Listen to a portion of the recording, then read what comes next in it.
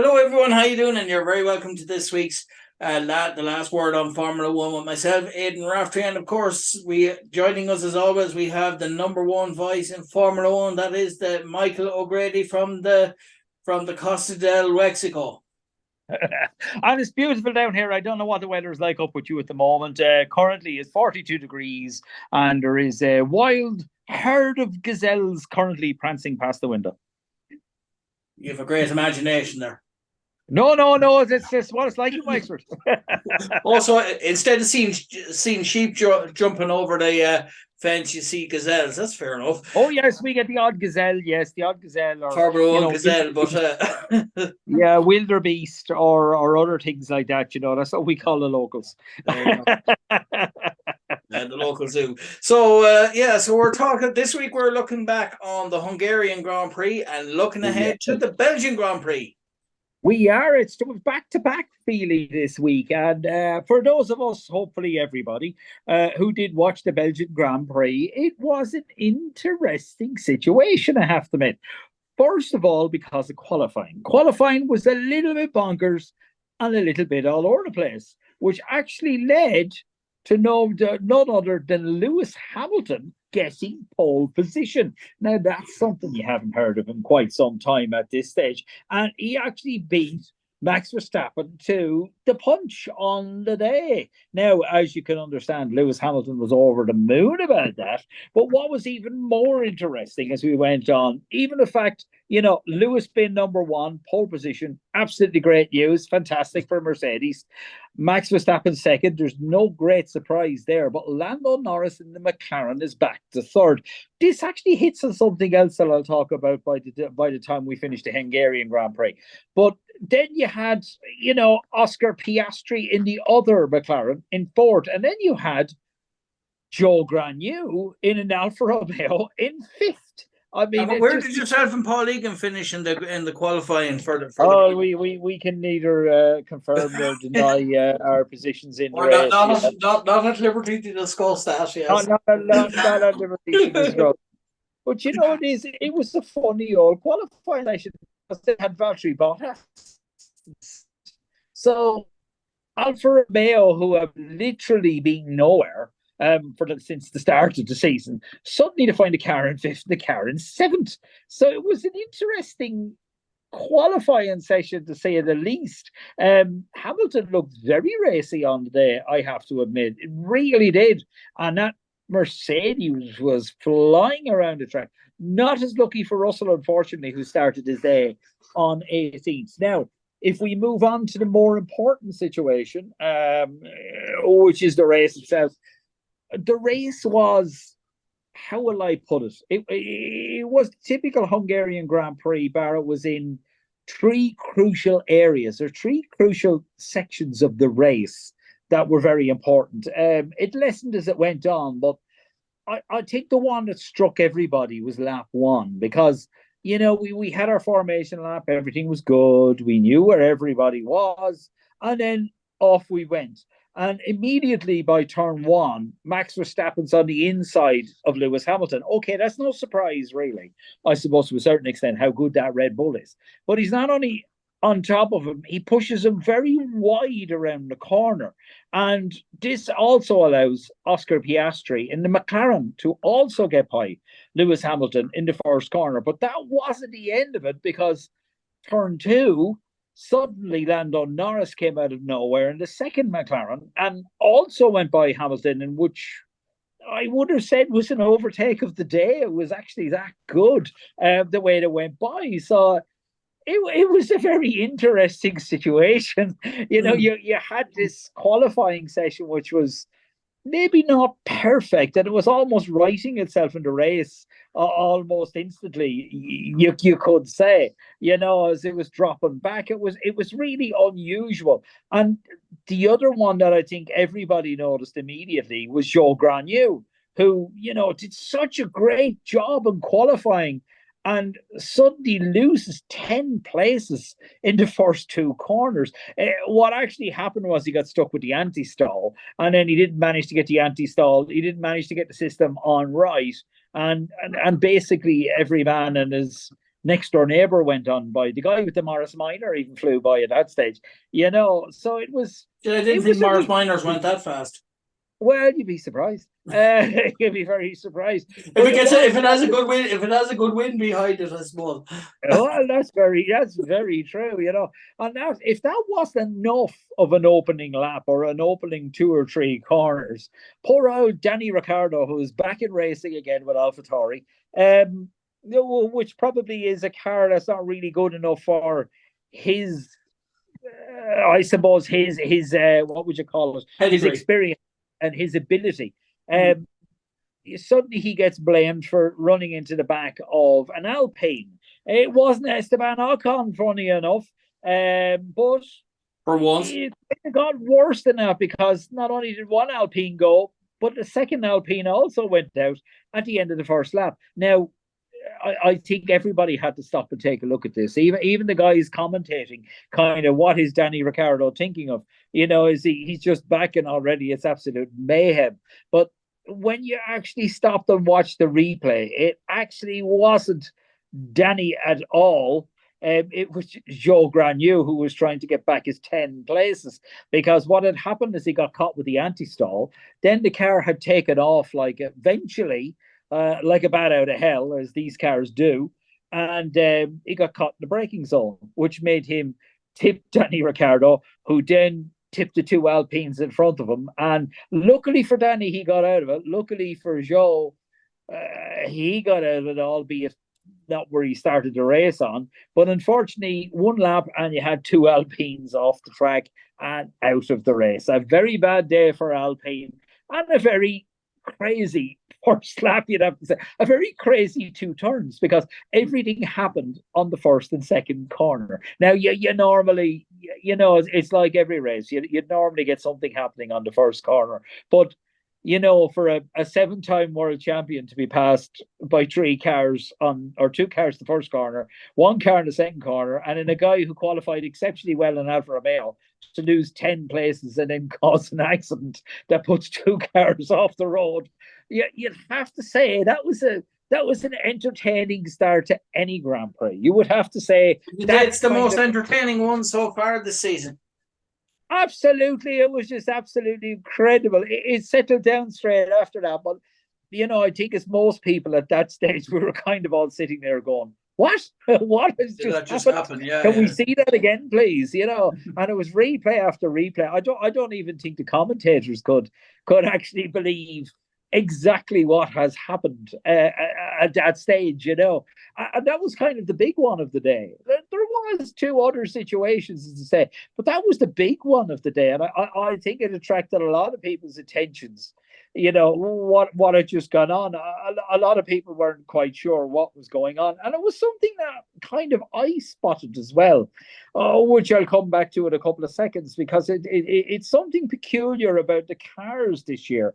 We had, before the sort of, I suppose, before the next big one, we had the usual stuff of, Sainz catching up with Leclerc, and Ferrari not allowing the two of them to swap places, even though they were on totally different races. Actually, Carlos Sainz is the only person on the track who started on the soft tires, because he had an abysmal qualifying and decided this is a good way to get ahead. And, you think it will be quite easy enough for Ferrari to say, right, lads, you're on different strategies, or pass it around. They didn't. But the first thing I did notice on started the first third of this race was tire management. That was a big one, because you had Max Verstappen and you had two McLarens, and Max wasn't exactly, how should I put it, leaving the McLarens for dead. Even though sort of, McLaren have improved a lot in the last couple of races, you'd have to say, it still hadn't improved enough to be sort of shadowing Max Verstappen, shall we say. But the second big one on the day was Lewis Hamilton. He decided on lap 17. I thought it was a bit odd, but they called him in, because the tyres weren't actually that bad. But it seemed they had scheduled to stop on lap 17. I'd have left them out for another couple of laps personally, but, seemed a bit early. But, immediately that triggers everybody else to jump in and go, right, what's going on here? Someone's pitted. So, Hamilton is behind not Lando Norris, but the other McLaren of Piastri. He's behind him, so that immediately makes him jump in. Or sorry, no, I tell a lie. It was Lando Norris, mainly because that changes very quickly. But Lando Norris decided, well, I'm jumping in then to cover off Hamilton, which was a good thing. But then, of course, they're going to call in their second driver, who is ahead of Piastri, to cover off Norris and Hamilton, and then eventually get Max Verstappen to cover off all of that. It sounds like a very boring sort of situation, but what was peculiar about it is Lewis jumped in for his tyres. The very next lap, Lando Norris jumped in for his tyres and came back out. And all I can say is the man definitely was on twice speed than everybody else was. And then when Piastri came in, suddenly Lando Norris had jumped him. But what was really interesting about it was it wasn't just sort of what had happened on the track. It was Lewis kind of alluded everybody to it, because he kind of stopped and went, hang on a minute, to the team. I was kind of right behind Lando Norris. He was 2 seconds behind him before the pits, and now I'm 9 seconds behind him. What has happened here?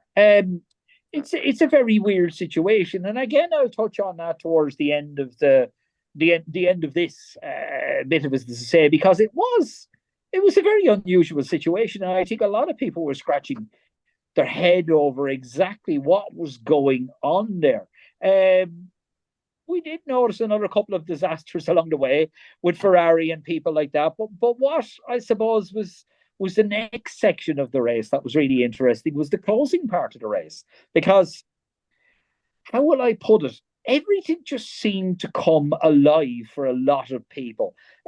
Suddenly, Lewis Hamilton, who got pole position, suddenly lost a ton of places at the start. Then he pitted and came out, and everyone's scratching heads. What's going on here? And suddenly his car came alive again in the closing stages of the race, and he was absolutely bit between the teeth, closing on Max Verstappen sort of speeds around the track. It was really, really, really an unusual situation. And what I kind of noticed was, and kind of hitting on it, I suppose, was there's a bit of a loss this year as to what's going on with the cars, because they're in a slight improvement on last year. But that said, last year was very consistent. Max Verstappen had the fastest car. That was grand. Charles Leclerc had a fast car. We knew where he was going to end up and everything with that, like that. But this year there seems to be a sort of a situation where even the teams seem to be confused by performance of cars, because we had, just using Lewis as an example, we had the startling situation of Lewis in qualifying. Then we had sort of the first third of the race where Lewis was fighting to keep up where he was after losing a couple of places. Then we had the second third where Lewis was kind of at a loss as to what was going on. And then we kind of had the last third of the race where Lewis was taken off like a bat out of hell, and suddenly the car was fast again. And David Coulthard, everybody seemed to be scratching their head about that, and it kind of got me thinking about other things, I suppose, because like at the moment you're looking at the fact that Fernando Alonso and Aston Martin, who showed a lot of promise in the year, suddenly the last 3 races have been nowhere. They've been 7th and 8th and 9th, and then you're looking at McLaren, who first part of the year were nowhere, and suddenly 3 races in a row they're kind of on the podium. It's kind of a strange situation. I'm not sure exactly what's going on with that. It's almost as if Aidan Raftery has decided to change things up or something like that as the day goes on. Well, maybe it needs refreshing a bit. Yes, Maybe somebody can maybe add a spoiler to your Formula One wheelie bin. Yeah, well, maybe somebody could email us in if they know more than I do. But I haven't a clue what's going on with the cars. It seems a bit of a crazy situation, and I think more so than anything else, Hungary kind of highlighted that. It's kind of, how can a car be fast, then okay, then very slow, and then fast again? Now, I'm not saying, You with the couldn't say Mercedes. it's really. You couldn't blame it. You couldn't put it down to the layout of the track as such either. Like, but Not really, yeah. And I mean, a lot of people were saying, oh, the Mercedes run very well with low fuel because George Russell just happened to be going like a bat out of hell as well. mm. Really explain the situation either because it was so much faster in the last third than any of the other two. It's just unbelievable, for it to go from reasonable speed to slow speed to ultra fast speed. It just seemed incredible to me. There's something I'm Supersonic. scratching my head about. Yeah, I can't get my head around it at all. Really, as to what was going on there. The race ended with Lewis Hamilton in fourth place. He did a very good job to keep fourth, to be honest with you, because he had been knocked back. He did a very good job to that. Verstappen with Norris and Perez behind him, and then Piastri, who did a very good job in the second McLaren, I have to admit, to come in fourth. But it's kind of a very head scratching sort of situation as to exactly what was going on there. You had that kind of sit up situation in the first couple of laps, when the first lap. It was just absolutely crazy. And then after that, yeah, I think there was a lot of confusion. I was even listening to David Coulthard. I listened to it on Channel 4. And I even found, David Coulthard was kind of in the situation where it was kind of, what exactly is happening here? Yeah. So, like, I mean, as regards to where they finished, then I suppose the top four, then, or the well, yeah, had the top four. Max Verstappen won. I don't think that was a major surprise. And then, of course, you had the McLaren of sort of Lando Norris in second place. Again, it's one of those scratchy head ones because all of a sudden, out of absolutely nowhere, the last three races, McLaren are absolutely flying. Where they've got that speed from, I have no idea. You had Sergio Perez, the very good recovery into third place, I have to admit. He did a very good job on the day. Very, very good job. There was actually a quote earlier on. I remember he was closing on Norris, and the team was trying to tell Norris exactly how far Perez was behind him. And I'm just actually looking for the quote. I'll find it as I go on. But basically, I have it here now. And Norris just cuts him off and says, "I know, I'm pushing, mate." It was a very stressful race for him to stay there. And then you had Oscar Piastri. A lot of people were worried about him coming into Formula One in the fact that they got rid of Danny Ricciardo, who was a very seasoned driver, a very consistent driver, just had a bit of bad luck and got in this new guy. But I mean, he finished ahead of Lewis Hamilton, in fourth place. You have to hand it to him. Something, or just behind him, I should say. Lewis Piastri finished in fifth. You have to hand it to him. That wasn't bad with George Russell in sixth. Leclerc and Sainz in 7th and 8th. I still have no idea what Ferrari are doing. Alonso in 9th, which is totally uncharacteristic, and Lance Stroll in 10th, which is it's very a bad, bad situation for Alonso. So we move on now to we move on now to the next Grand Prix, which is the Belgian Grand Prix. And just to give people a bit of background of the standings, the top 10 as they stand at the moment in the championship is in first, obviously, Max Verstappen on 281 points. Now, here's the one for you, folks, is Sergio Perez in second, but he's quite a distant second on 171 points. So that's a huge. I know there's still a large amount of the season to go, but in third, then Fernando Alonso from Aston Martin on 139 points. Lewis Hamilton in fourth, the position he finished in the last Grand Prix on 133 points. George Russell for Mercedes 90 points. Carlos Sainz in sixth on 87. Charles Leclerc on 80 points for Ferrari. McLaren, then there's Lando Norris in 8th on 60 points. On 45 points then in 9th is Lance Stroll from Aston Martin. And finally in 10th on 31 points then is Esteban Ocon. Now that's a huge distance there between first and second.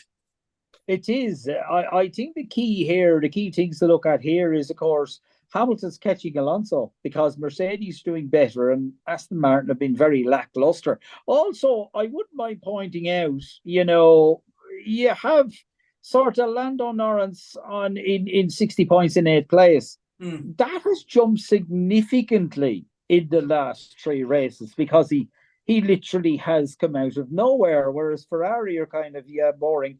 We're not really getting anywhere. And I do like the fact that George Russell now is headed up into 5th place because, to be honest with you, with the last race, George Russell, Lando Norris, my 2 minutes a day. George Russell went from 8, Hamilton went from 1st and got 4th. George Russell went from 18th and got 6th. 2 places behind his teammate who started in 1st place. You have to hand it to him. He did a great job. And I have to admit, Lando Norris too. I mean, he just did a significantly brilliant job under massive pressure to get to where he was going. But moving on to Belgium, of course, it's another sprint shootout. One qualifying is on the 28th, sprint shootout, and sprint is on the 29th.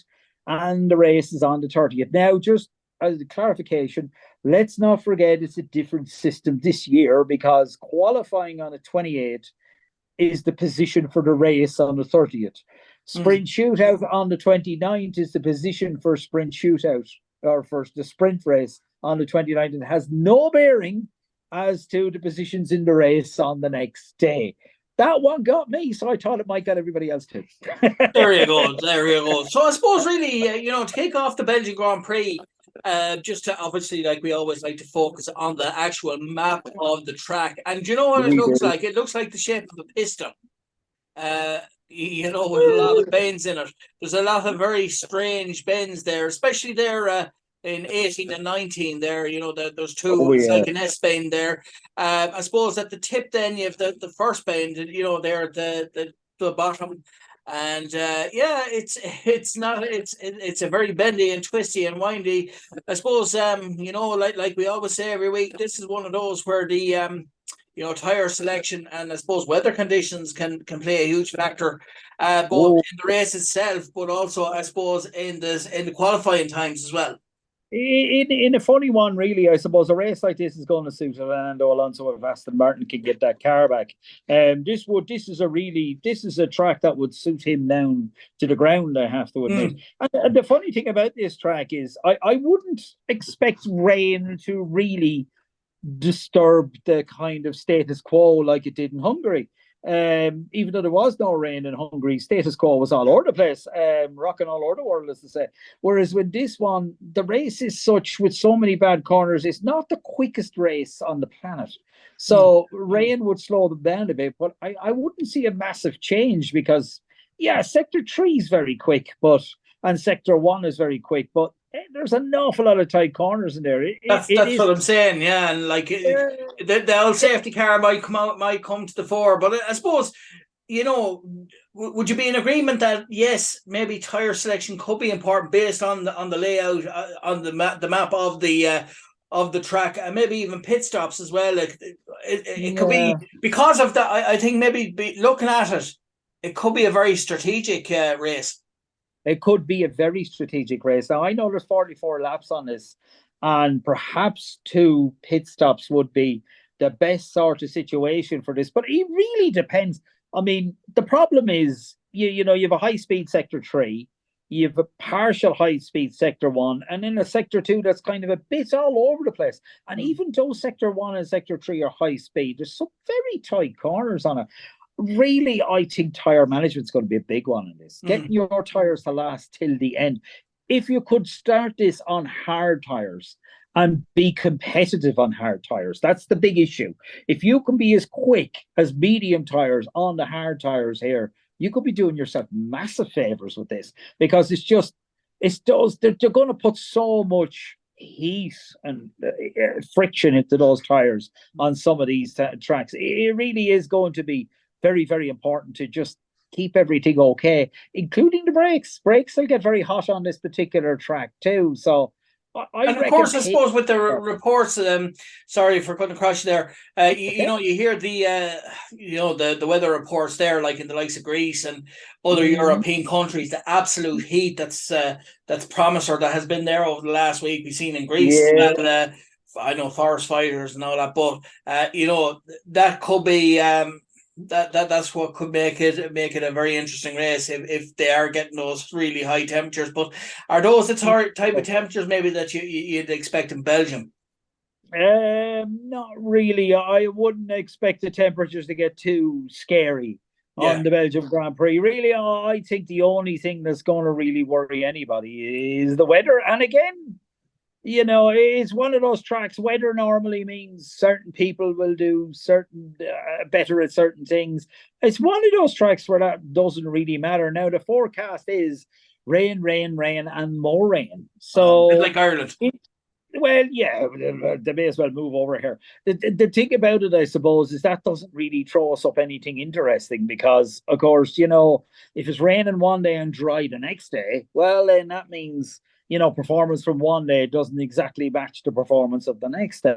So that could be interesting, yes. But I think with the consistency of rain sort of all 3 days, I think you're a bit out on that one, unfortunately. It will mean to sort of slower races. Maybe it'll mean, maybe it's going to probably lessen overtaking as well, the amount of rain that's going to be there because, even with DRS, you can't go as fast as you'd like.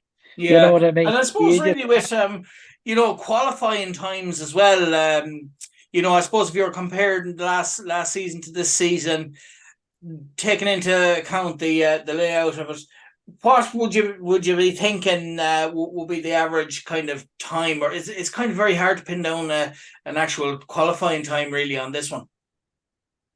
it is really it's a bit of an oddball track that way, to be quite honest with you. If we look back, what have we got last year? Last race, 2002. Pole position was a 1:44.2. That's reasonable enough, I have to admit. That is pretty reasonable for this track. And you had, let's see, you had a fastest lap of a 1:49.3 by Max Verstappen. No great surprise there. Yeah, it's kind of an unusual. I wouldn't see. We're not going to get here that time at all with the rain, really, are we? I mean, you can add another 4 or 5 seconds onto that, depending on the weather, as to say, So Yeah, yeah, like we we said get in other races, there it could be fine, and it could be fine for qualifying, and then it could lash rain on the day of the race, or vice versa. So that yeah. Well, I the mean, plans go out the door then, really, don't they? yeah.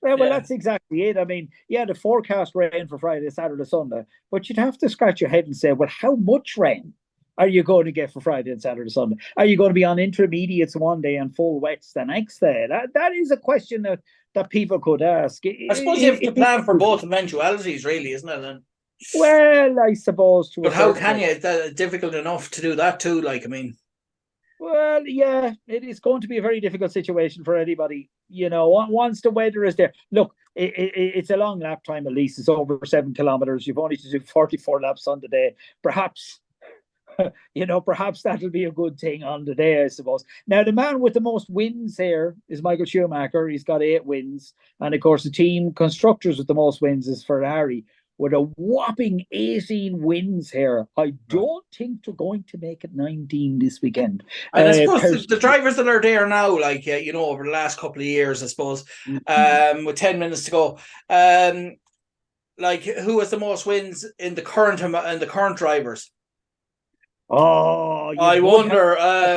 He Let has me to think. ask the question, doesn't he? I mean, it's just, I'm going to have to look that one up now. I'd It's say that. terrible. It really is. Well, I will make one prediction, and Max Verstappen will win There you go. it. Here you go. Here you go. Here you go. I have it here. My fingers are working tonight. Repeat wins. Okay, right. So Yeah. Michael Schumacher got it in 92, 95, 96, 97, 2001, and 2002. That was over a remarkably short period of time. Right. So let's go down. Lewis Hamilton is the one that's won it the most in the current drivers. He's won it 4 times: 2010, 2015, 2017, and 2020. So he is the one out there at the minute who's won it more than anybody else. After that, yeah, Max Verstappen would be second. He won it last year, the year before. So 2021, 2022, Max Verstappen, and he has won it twice. And between the two of them, yeah, they're the only ones that have got anywhere. The rest of the people in there is Ayrton Senna won it 5 times, Jim Clark and Kimi Räikkönen won it 4 times, and then you're all the way down Fangio, Damon Hill, Sebastian Vettel 3 times. So you're into, sort of the zone where you're getting into really old drivers. What is interesting, actually, is Alberto Ascari won it twice, 1952 and 1953. Now, that's after picking up something into my head, because I did notice something earlier on that I had spotted on race day, and I made a note of it, and I was trying to figure out exactly what had done that. Here we are. Yes, 7th consecutive win by Max Verstappen. 7 consecutive win he has just got. Now, that has only ever been achieved by 4 drivers. And this is what got me thinking when you just said Ascari, because the only other 4 drivers that have done that is Sebastian Vettel, Nico Rosberg, Michael Schumacher, and Alberto Ascari. You see, if the head is working tonight, despite everything else. Yeah, as Alberto Ascari, you have to go back on that one into the 50s for 7 consecutive wins. That's an absolutely incredible thing to say, really, isn't it? Alberto Ascari, as we know, unfortunately, who died in 1955 racing at Monza, and an amazing driver. It was just a wee while people have won the race consecutively. There you go. So one thing leads on to another. As for teams who have won currently, Ferrari have 18 and McLaren have won it 14 times. Would they like it to win it a 15th time, I wonder? Because sure they wouldn't say no. Well, I'm sure they wouldn't say no, because other than that, you've Mercedes with 7 and Red Bull have only won it 5 times as a team. So let's wait and see what happens with that one. But it is a particularly unusual one, isn't it? That's it. And I suppose, it's going to be an interesting race in a lot of ways. But I suppose, right, we give us your top 4. Okay, yes, I always go for this. Well, I think. Oh, you were surprised that I came up with that one, didn't you? Oh, you never saw that coming. Absolutely, yeah, absolutely. I think Max Verstappen might finish in 1st place. I'm not sure, but I think he might. Depends on what way the wind is blowing, I suppose, Absolutely. If it's blowing from left to right in the first half.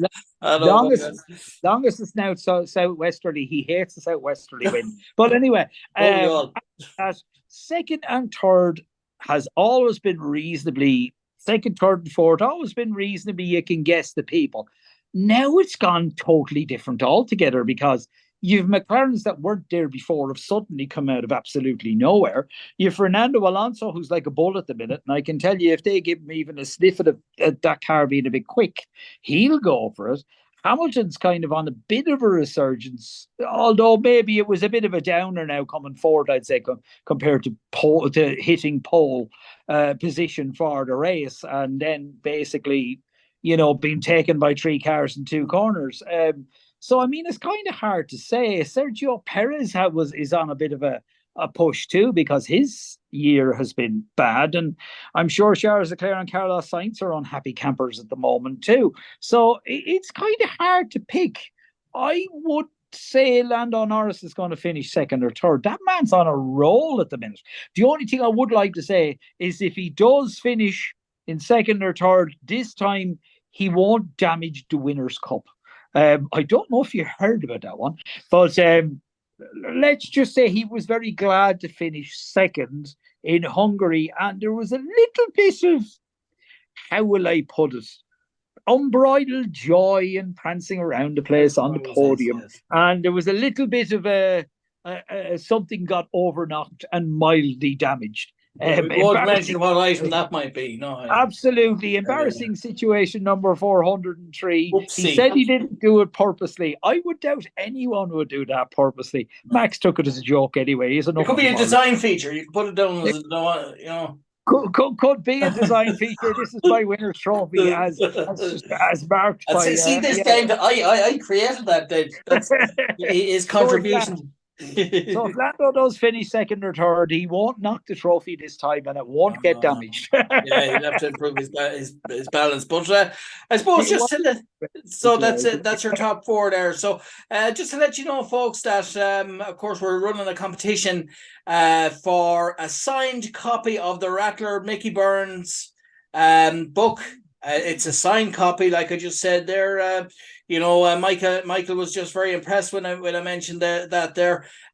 So you can enter them anyways. You can just send in the Rattler in the subject box of the email, and just send us your name, address, and phone number to to Friday Sport on Rosfm at outlook.com, or else GAView on Rosfm at outlook.com. And also you can also send in a text or a WhatsApp message with the Rattler, which are followed by your name, address, and phone number, and to the mobile number that was mentioned at the start of the show, and we will give away that. And also, just to let you know that the podcast of this and all my interviews will be available on Mixcloud. So just go on to Rosfm Sport, and you'll find all the interviews on that. I'm in the process of transferring all of them all onto Mixcloud, as well as Spotify, and also other platforms as well. So I have heard you using fax machines again.